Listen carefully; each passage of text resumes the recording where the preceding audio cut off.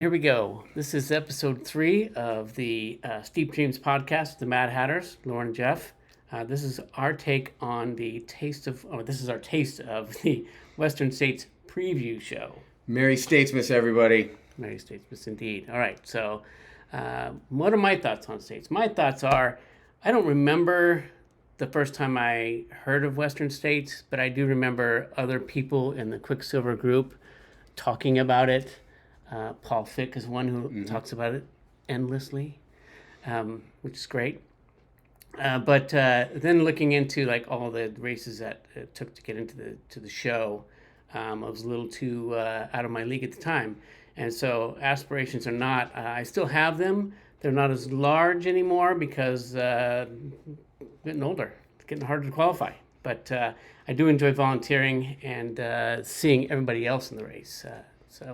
And making connections with people who are there. So, Loren, what are your Jeff, I think if you have States? any aspirations at all to run Western States, you should. And that goes for any of you. If you've ever thought about running Western States, if the thought crossed your mind, give it a go. Give it a go. I've been lucky enough to finish Western States 3 times. I'm 3 for 3 in running. I've also paced it several times, which is an amazing experience.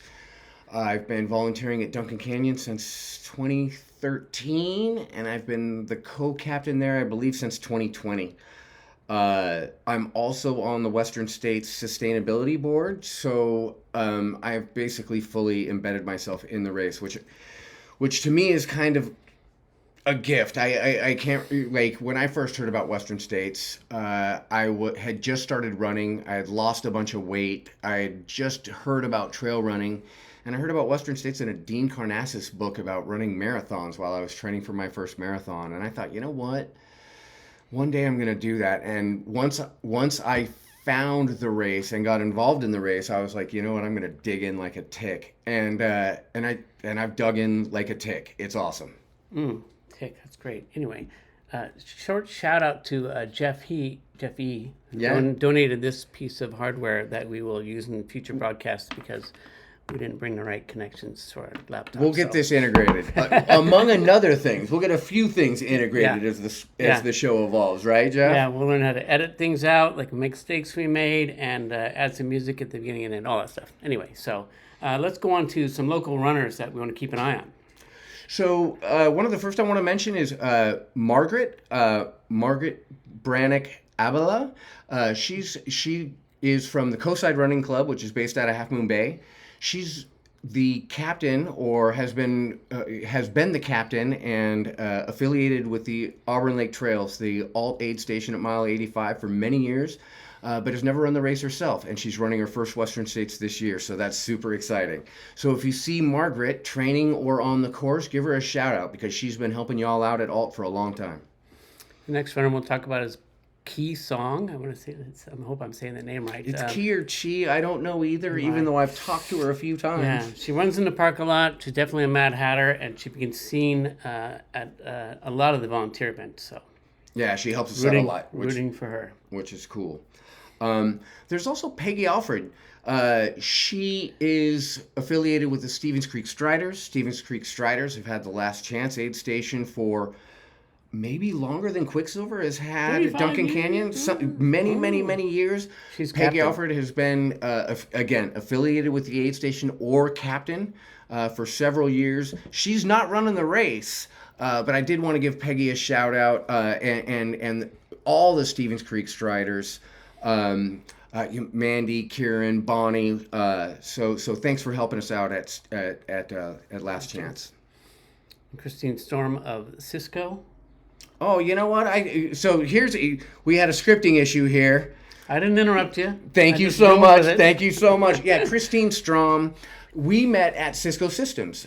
She has since moved on. She's living in Oregon now, I believe Eugene, by way of North Carolina, I think, in between. But Christine and I met at Cisco Systems, where I still work. She's running her second Western States this year. She DNF'd at alt last time, so we are super, super excited for Christine and throwing all our hope behind her. I will also be lucky enough to pace her from the river to the finish. And those are the women. Let's go on to the men now. Who are the men running? So we That we want to give a shout out to. yeah. So okay. So William Dye is, if you, most of you listening to this podcast probably know William because he's kind of a Bay Area buddy. He's everybody's buddy in the ultra running. Die for? Yeah, he's to die for. Okay. He worked his way up, I think, from number 53 on the wait list, and he's now third. Oh, William, you're a lock, bro. You're running the race. I know a story of a guy who was like second. Yeah, I didn't make it. Yeah, but I didn't make it till second until the day before the race. Okay. So I think William's a lock. You know, we'll be watching William, but I think it's up to you. You haven't told me yet whether or not you intend to run, but I think you will, and we'll certainly be rooting for you. 100%. Next is Luis Findiero, and the only way I know of this guy is there's a guy who runs in a Santa suit, and this is his dad. He's from San Jose, 65 years old. He had 32 tickets in the lottery and got in, so definitely be rooting for him as well. Yeah, this is Stefan's dad. You guys, another one. You guys all know Stefan running in the Santa suit. Stefan he's prolific. He runs a lot of races, but his mom and dad are always out there, which is super cute. And dad is running his first Western States, so let's go. I ran by Stefan in the local race at Huddard once, and I asked him for a third lung for Christmas. Nice. Just on a very light note, there's a guy from California, from Martinez, named Loren Baker. He spells his name just like I do, Loren, and his last name is Baker. Baker was my grandma's maiden name and a very prominent name in Oregon. Between the Atkinsons and the Bakers, which kind of covers my grandparents, you pretty much had all of like South and Western Oregon and even a little piece of Eastern Oregon up there. So I guess what I'm getting at is that Loren Baker and I we're probably cousins. So good luck, Loren Baker from Martinez. Good luck. He could be my dad. Could be. He's too young. Father's Day. Happy Father's Day. Happy Father's Day. All right, next up is Richard Ward, the QRC designated runner, lottery winner. And he's super active volunteer, totally earned the spot. I've only run into Richard a few times, so I don't really know him that well, but we are certainly happy you're here and rooting for you. Yeah, that's sure true. He, again, like an Uber volunteer brings his wife and kids out to help him out too. So he has the multiplier volunteer effect. Also want to give a shout out to the Stevens Creek Striders designated runner / lottery winner. That's Kiran Krishnamurthy. Kiran is just a super sweet dude. You might know him. He is a beyond expert level yogi. I've been practicing yoga for years, and it's a really important part of my well-being and my training. This guy does all the arm balances that you see on YouTube and think whoa, people can actually do that. Yeah, Kieran can do all of that, right? Amazing. That's amazing. So Kieran is not only just an amazing yogi, but he's also an amazing ultra runner. He's worked many, many years at Last Chance with Stevens Creek Striders. This is his first Western States. He's a prolific volunteer. In fact, that's the first memory I have of him is running the Stevens Creek 50K. And he came bursting out of an aid station once and said, "You're Loren from Quicksilver." And he was right, because I am Loren from Quicksilver, and we've been buddies ever since. Excellent. Good luck, Kieran.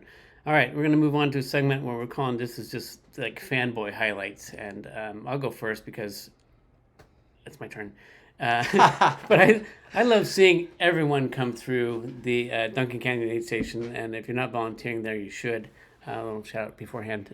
But you see the elites come through first, obviously, and they're rolling through. But then it just breaks out into all walks of nature, like men, women, young, old, in different stages of their life, in different stages of the race. And some are super happy, some are super sad, some are sweating to death. It's just a fun environment to watch each and every one person come through. And I try to connect with each, even if I'm not the runner handler with that person, I try to look at each person and see what they're going through. And it's so interesting. That's cool.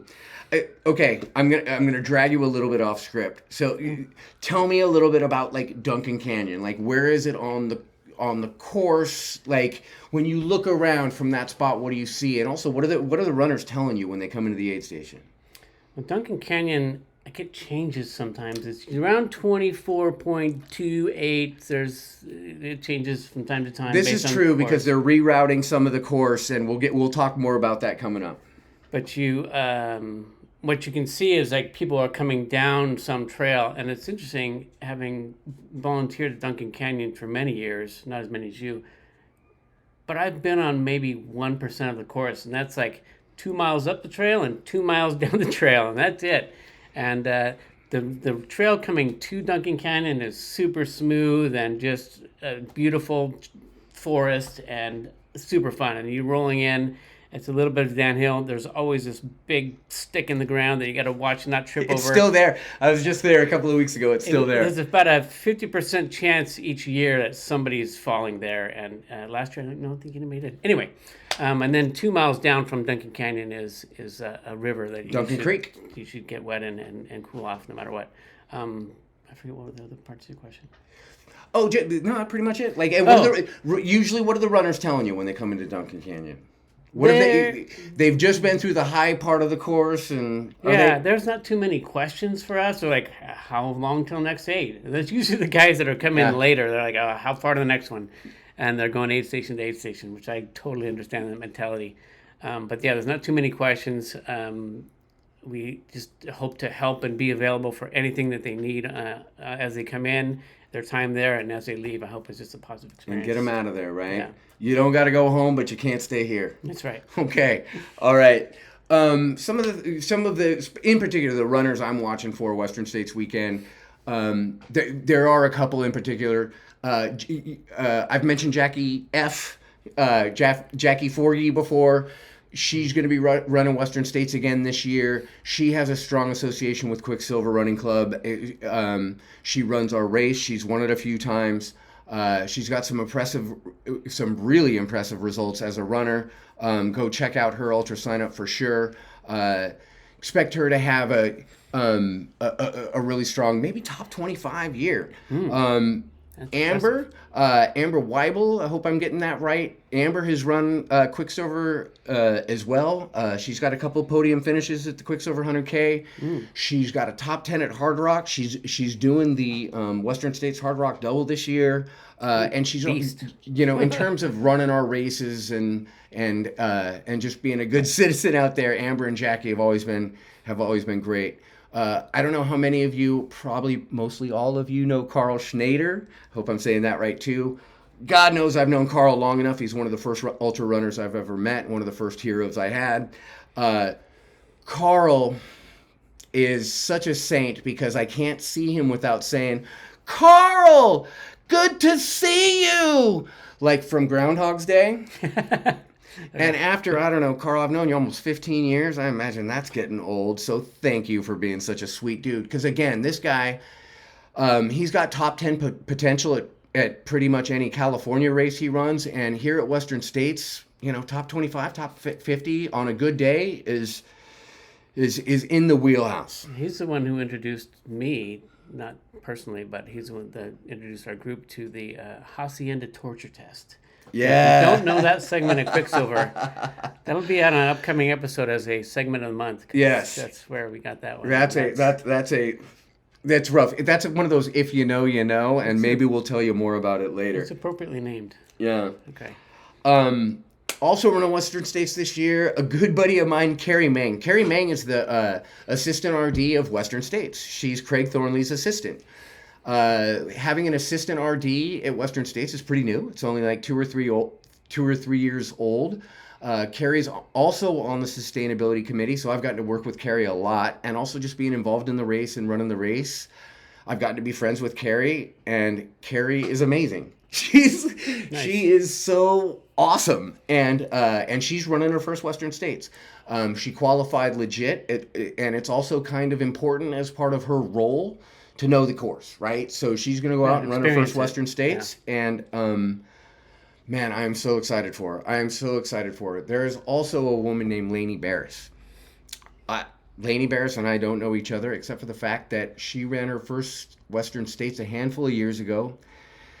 It was one of the fire and ice years. They had run through 20 miles or almost 20 miles of snow to get to Duncan Canyon. And then the heat. Ice and fire. Yeah. Yeah, ice first, right? Ice first. Yeah. So they ran through all the snow to get to Duncan Canyon, and then 100-degree temps in the canyons. Laney came into Duncan Canyon in really bad shape, and we connected. I put her back together as best I could with ice and snacks and water, and it was one of those things where it was like, okay, I'm gonna follow you not just to the finish line, but to the rest of running, right? Yeah. She did not finish that year. Oh. I looked, I followed her. I looked up her results.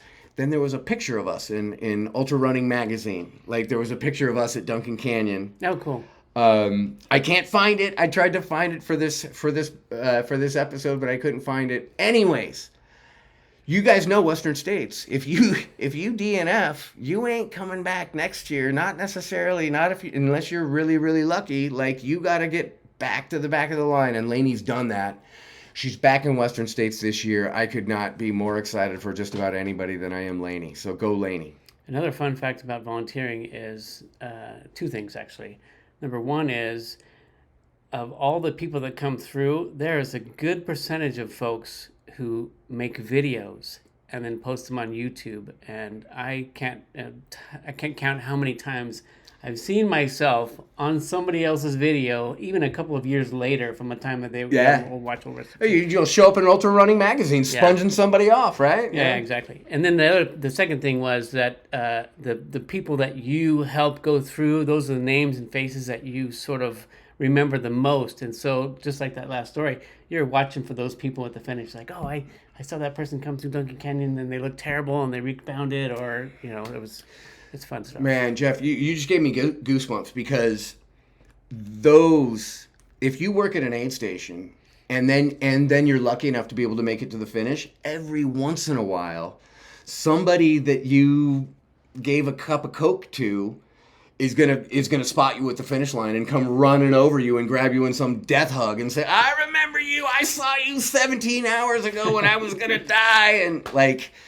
those are the moments, right? Those are the moments. So I'm glad you talked about that. Okay, all right. Let's move on to the locks. Who do you think is going to win?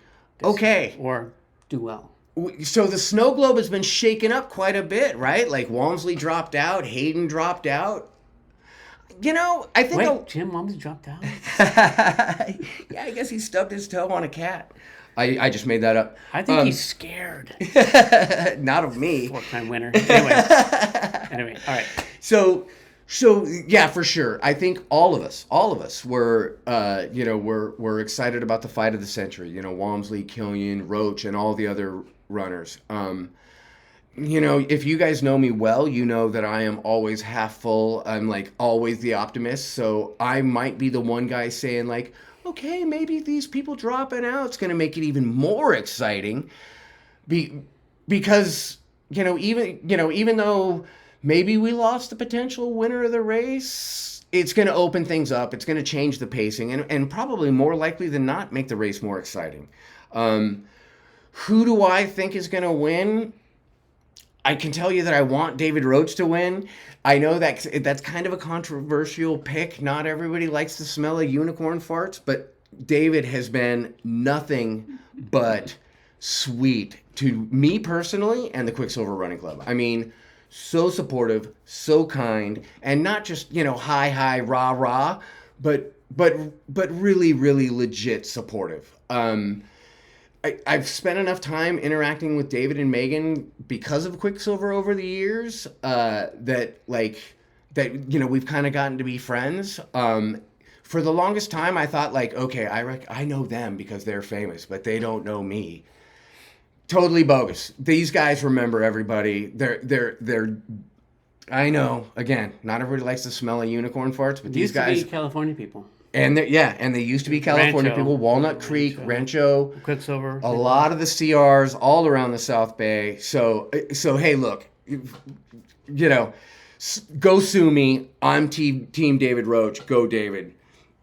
Do you want to take one or I'm going to say David as well, but here's my thoughts on that. Like, I think I mentioned this earlier to you off screen, but like David runs well as the alpha dog, and so the only history or Achilles heel I think he has is not running well when he's not the alpha dog. So if he's had to chase somebody, he gets out of his own race, and so with Jim gone, that sort of takes the only person I thought was going to take the alpha spot away from him and cause some issues. So this may be the time that he gets to run as the alpha dog and lead the race. I really think that's something to watch for, Jeff, because everybody comes out so hot at Western States, right? Like you gotta, I mean, you what 30 or 50 really talented runners that are just gonna their strategy is gonna be, I'm gonna run up front until the wheels fall off and see what happens.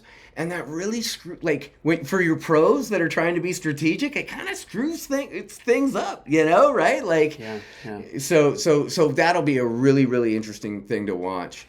I also got my eye on Adam Montana.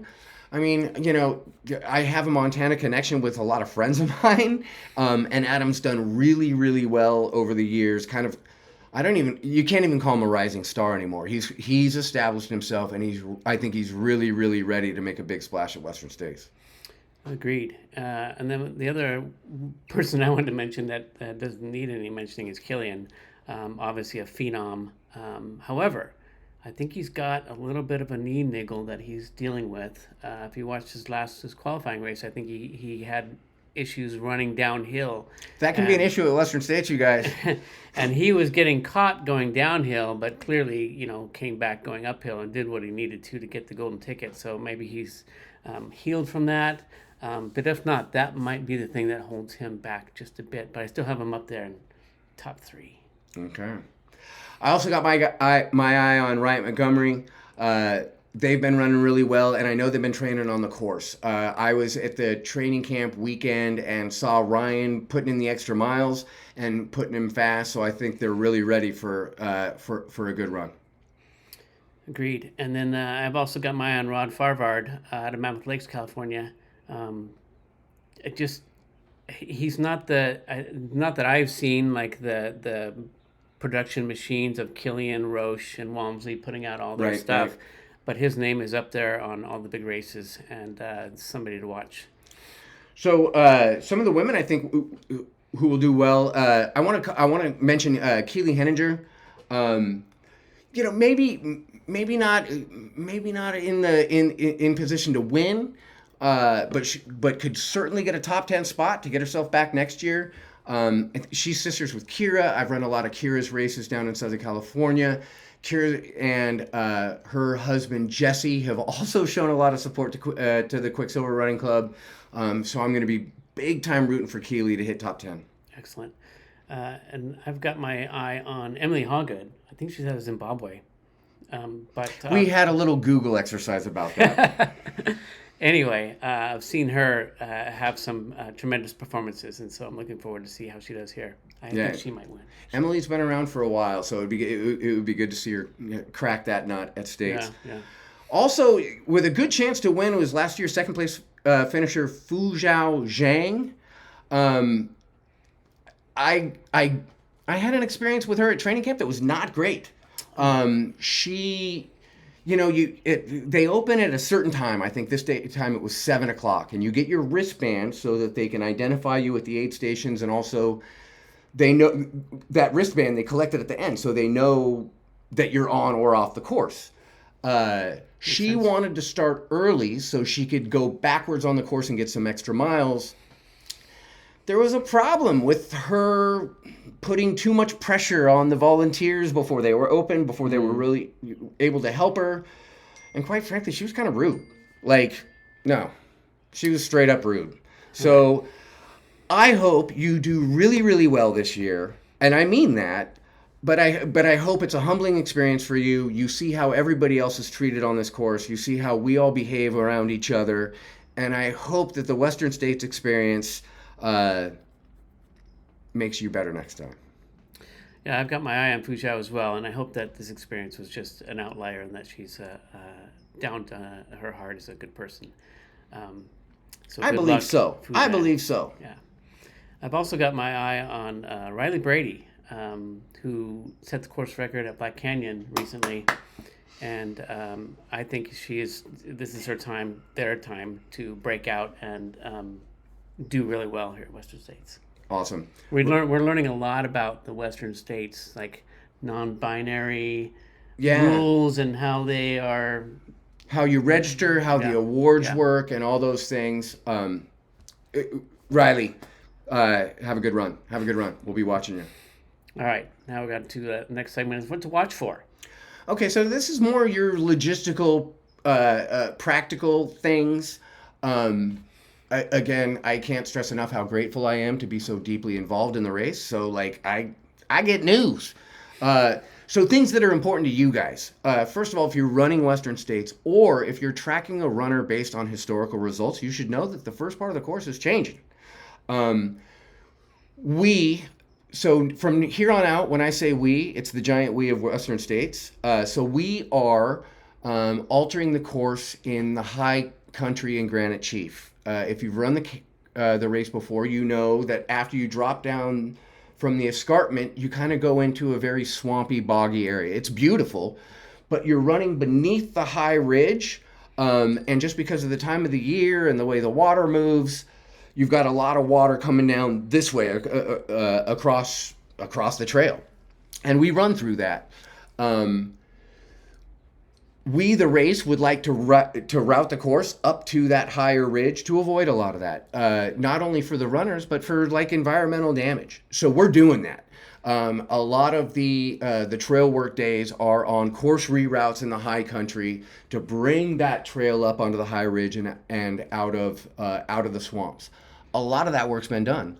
You will be running this year a lot of that new course for the first time.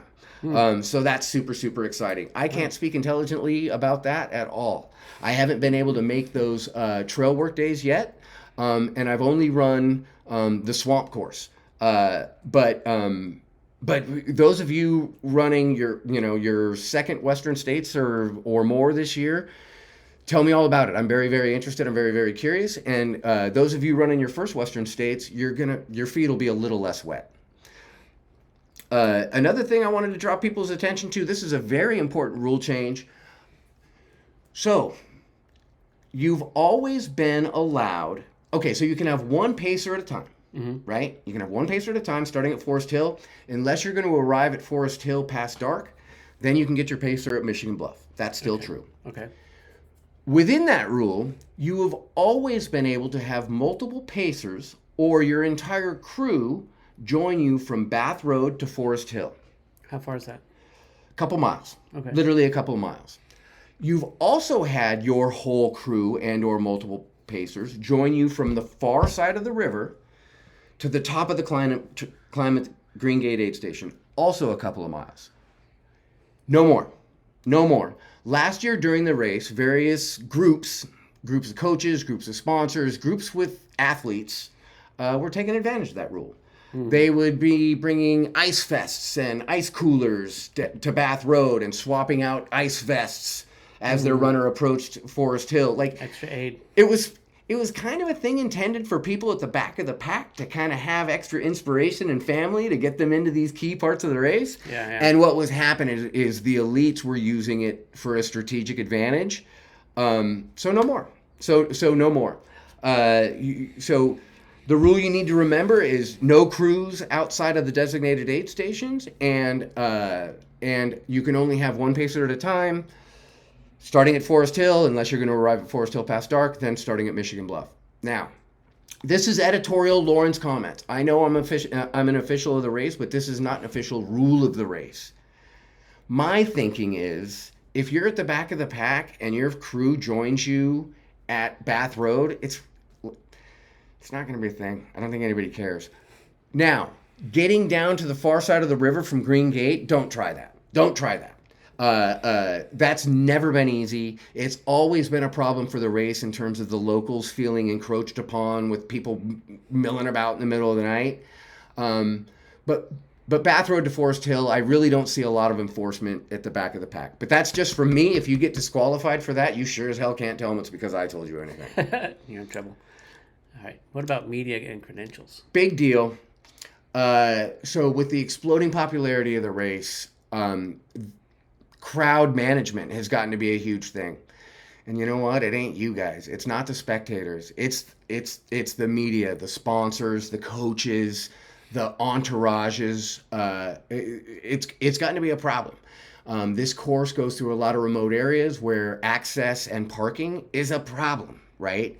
Okay, so a lot of rules around crowd management, but in particular, we don't want to police spectators and fans and stuff like that, but we need to police official folks and media folks and stuff like that. So just some things to keep in mind is, like, if you're not credentialed media, you have to stay with, obviously, follow the rules of the general public, and know that your runner could be disqualified if your behavior is really bad. There's no drones. If you don't have a media pass and a yellow vest, you can't be flying a drone. So if I see you flying a drone, I'm coming looking for you, right? And the other thing is the folks policing this stuff, they're volunteers, right? Like they're volunteers with teeth, because we can radio in to radio control and report bad behavior, but we're volunteers. We don't want to be cops.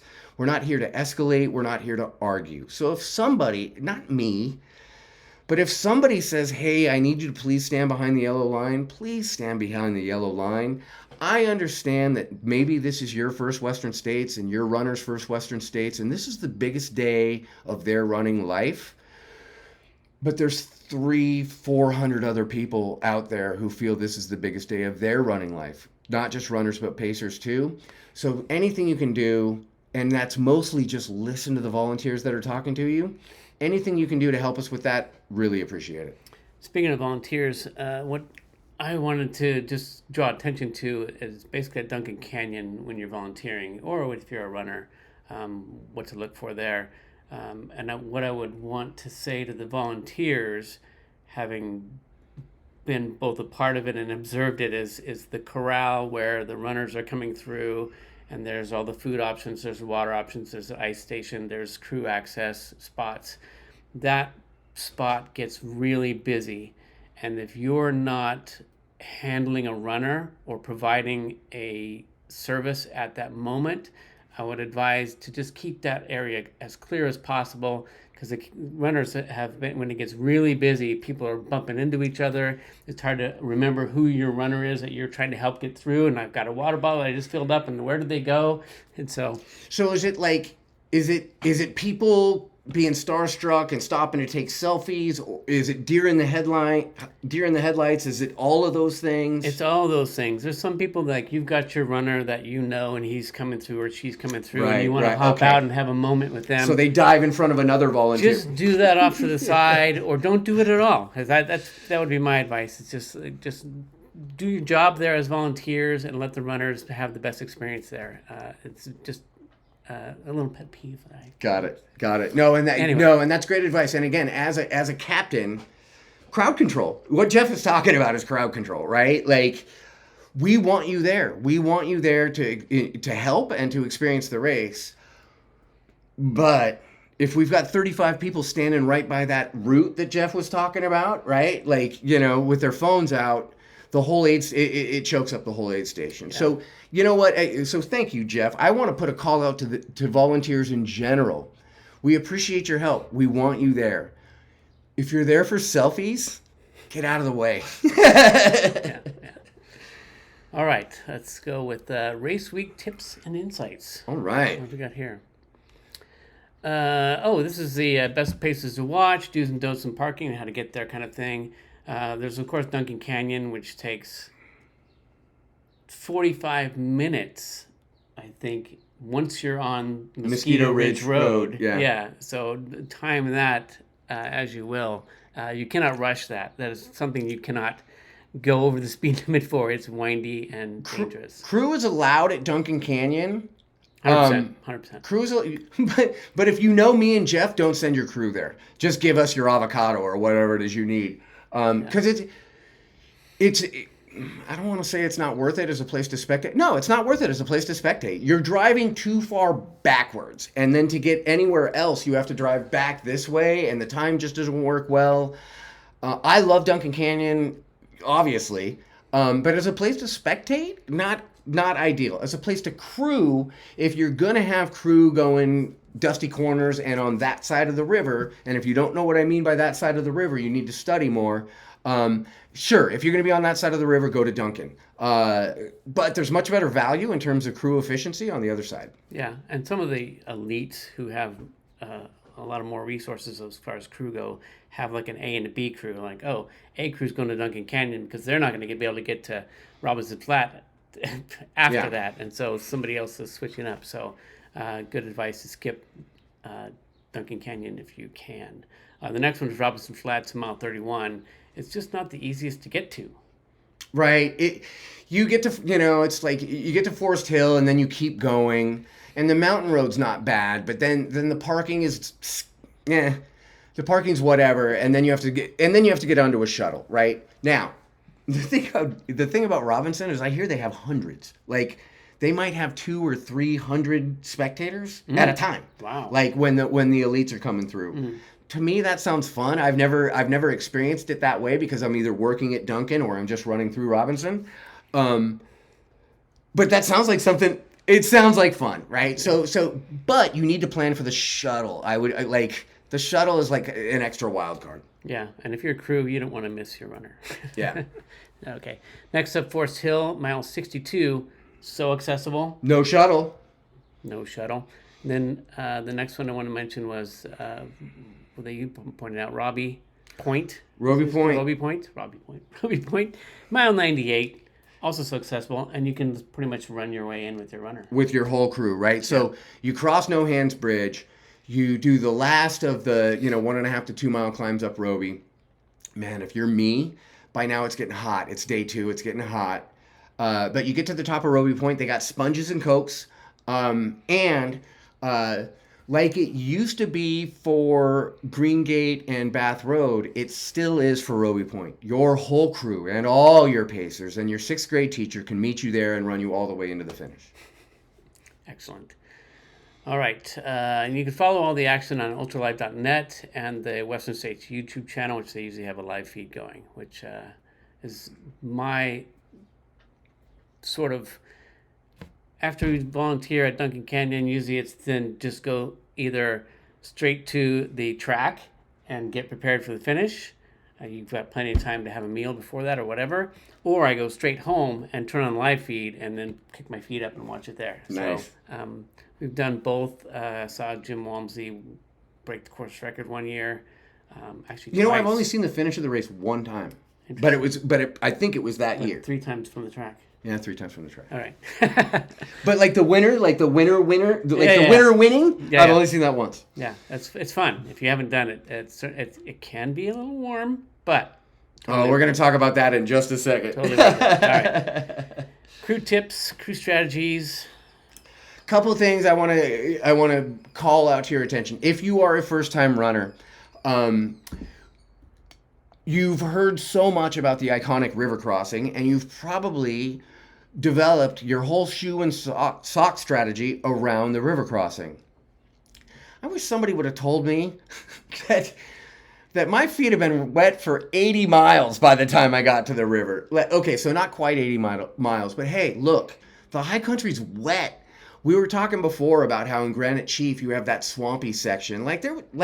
There's no way you're keeping your feet dry in that swampy section. Now, we've rerouted up to the ridge, and I haven't run that part yet. So I don't know. I'm confident that will be better for you, but I don't know how much better. But that's just the high country. But by the time you get to the river, you've already crossed Duncan Creek. Your feet are wet, okay? So when it comes to your keeping your feet dry or your sock strategy, don't overemphasize the river. A lot of people change shoes in Michigan Bluff, and a lot of people say, why would I do that if I'm going to cross the river 50K later? It's because their feet have been wet all day. So really plan on changing your socks if that's important to you more than you might think, earlier than you might think. And don't overemphasize the river. You better believe your shoes will be wet when you get out of the river, but it's not the only time, and it's certainly not the first time. Another. Oh, sorry. Go ahead. I was just going to comment that I've run a few races where you've crossed several river crossings or creek crossings or wherever your feet get wet, but my feet are usually dry within a mile. It's the socks, bro. Sock tech, right? Socks have gotten so good. I used to worry about that, and now it's one of those things where I start to think about it, I get distracted and think about something else, and then by the time I think about it again, my feet are dry, right? Is that about right? Yeah. And I used to put Vaseline on my feet, try some this was how to work, and your feet just get dry. Yeah. Anyway. One other thing I wanted to call out is, again, a lot of people go to Green Gate and down to the far side of the river as a way to change crew, change pacers. Keep in mind, crew and pacers can't go down to the river from Green Gate anymore. And generally, I would advise against Green Gate, period, as a place to crew. The road is creepy. Hiking in the dark with a cooler, it's just not. It's a very popular place to crew and pick up pacers, and I'll tell you what, I will never know why. And actually, I think it's first timers that just don't know better. So I'm telling you, don't go to Green Gate. Another thing is, with crews, this is it's a remote course. It's a point-to-point course. What that means is getting out for supplies is very, very hard. Have all your things. Have all your things in the morning. Because if you want to go into town for lunch or something like that, you're going to need a huge gap, right? And those huge gaps are hard to find when you're trying to time your runner all day. So super important that you take care of yourself, because you cannot follow a 30-hour event without eating and drinking yourself. But you got to have it with you, because you can't get out there. There is no help. Oh man, and you reminded me of one other thing that I forgot about that I thought was probably the most important thing on there. I hope I remember it. Remind me, what is it? Shit. Oh, I know what it is. I remembered it. Cruise. The finish. Not just the finish, the award ceremony. It's brutal. This didn't make the outline because I just thought about it. You just reminded me of it when you were saying it was hot watching it to finish. Okay. So your runner finishes. It's 11 o'clock. The golden hour ends at 11, I think, right? The medal ceremony isn't until noon. It's summer in Auburn at noon. It's hot, right? And that shade tent they put out for us is just not big enough. So we're all crammed in there, and you're feeling the sweat of the guy next to you.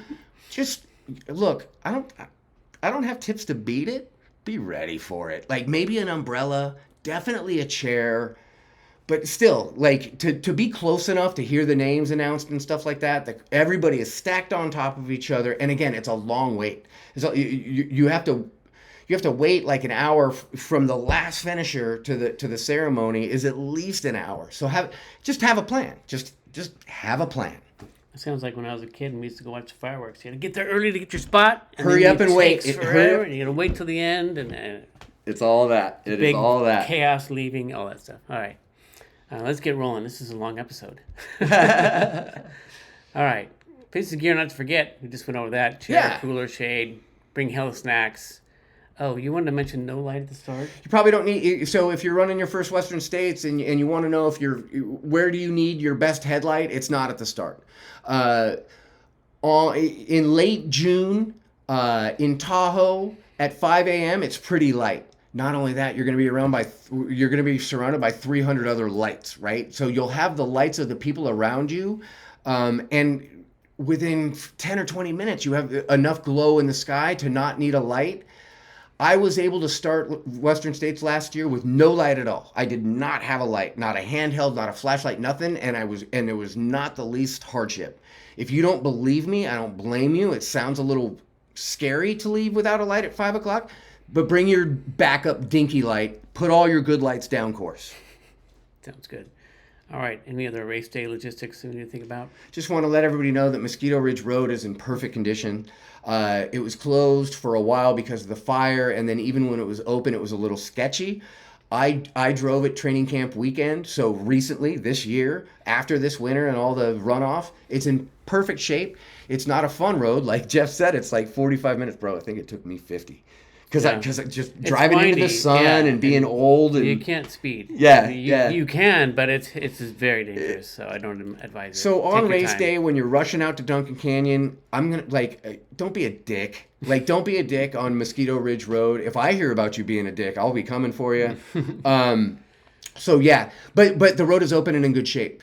You know, in the old days, it used to be a thing where old timers used to know all the shortcuts and the maintenance roads. People don't do that anymore, but don't, right? You don't know if they're plowed. You don't know if they fix the potholes. So if you know a shortcut, stick to what's in the program. They've kept that really well maintained and really up to date. Excellent. All right. What else to do in the Palisades? Anything you want to tell everybody? I got my favorites. Coffee. No, I have nothing. I love the Rocker Bar. There's places start to open up. They're kind of closed for the off season until right before Western States. Rocker Bar always has a good salad, good snacks. They have a full bar. They have a patio. All of the places, people like the Irish place, the Dub. I think it's the old Dubliner or whatever. All the places are good. The pizza place is fine. I like Rocker Bar. It's got the best view of the mountain. One thing to keep in mind, so I'm an early person. I think a lot of runners are. If you wake up at 6 o'clock at the Palisades and you're looking for a cup of coffee, you better make that coffee, because there ain't nothing open that early. There used to be this place called Mountain High or something like that did really good breakfast burritos. They got replaced with something else that doesn't open until like 8 o'clock. So keep in mind, everything closes early. Everything opens late, okay? So if you need to eat dinner at 10 o'clock, forget about it, right? Yeah. If you need to eat breakfast at 7 o'clock, forget about it. The Starbucks is gone. The Starbucks that was at the Palisades, kind of right there at the front-ish, is gone. So one of the things that you used to count on was well, all these restaurants aren't going to open, but at least I got Starbucks. No, you don't. Starbucks is gone. Anyway. We'll deal with it. Everybody does. Anyway. But I wanted to give you the heads up because, man, I don't know about... I count on Starbucks. I needed to know that Starbucks was gone. Any coffee, yes. Coffee is essential. Just wanted to point out, if you had any questions, comments, topics we want to talk about, feel free to leave a comment on the show. And just let us know. This is evolving as we grow. And we have things that we want to talk about, but we also want to talk about things that you want to hear. So the biggest help with that is let us know what you want to hear. Yep.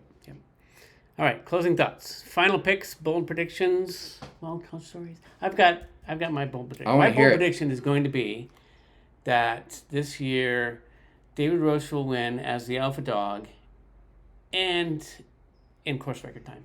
Wow. Sub 14. I might say sub 14. So okay, So he did not share his bold prediction, and that is big. That's bold. So my bold prediction is I'm going to go kind of contrarian, which is not me, but I think two things is going to happen. I think we're going to have unremarkable temperatures. I think we're going to have mild temperatures, and all the course records are safe. I think this is going to be, I don't know why I feel this way, but I think this is going to be kind of an off year. Don't you think that the mild temperatures help the course record? Yeah. Which is why I think it's an off year. All right. Anyway. I just think it's going to be I think it's going to be a slow year, not because of the temperatures, not because of the talent, just because of the way the stars are aligning. Interesting. All right. Well, we'll see. Yeah. And this leads us to... I like his chances, right? If we were betting lunch on this, but we'll see. Mine's more fun to root for. Certainly. Who wants to root for mild temps? Slow times. Mild temperatures. I'm the people. So we'll do a post-race recap show and see how these predictions pan out and who buys who lunch or whatever we bet on. That sounds good to me. Anyway, any closing thoughts? No, just enjoy Western States. I hope if you get a chance to make it out there, awesome. If you do, you'll be hooked. And yeah, just get out there and get dirty. And if you made it this far, thanks for watching episode 3. All right. MadHatters. Thank you, Jeff.